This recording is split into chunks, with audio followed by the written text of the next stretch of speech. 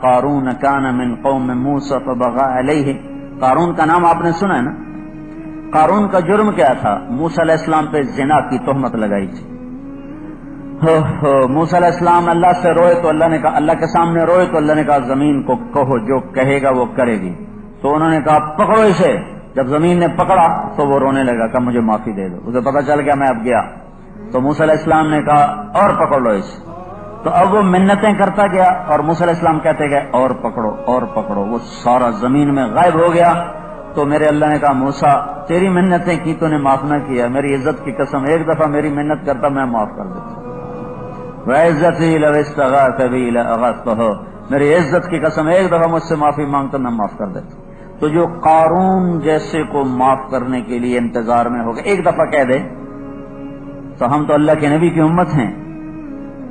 اوپر اللہ رؤوف الرحیم ہے، نیچے اس کا نبی رؤوف الرحیم ہے. اللہ اپنے بارے میں بھی کہتا میں رؤوف الرحیم ہوں، اپنے نبی کے بارے میں کہتا میں رؤوف الرحیم ہوں.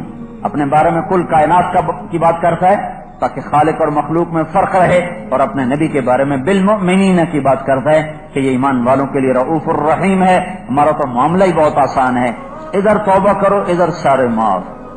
تو میرے بھائیو اللہ کے سامنے جھکنے کی ضرورت ہے، اللہ کو منانے کی ضرورت ہے. وہ مان گیا تو مسئلہ ہی آسان ہے. اور اس کا ماننا کا ادھر میں توبہ کروں گا ادھر کا جاؤ صلح ہوگا. صرف معافی نہیں کرتا، صلح ہی نہیں کرتا بلکہ یاری بھی لگا لیتا.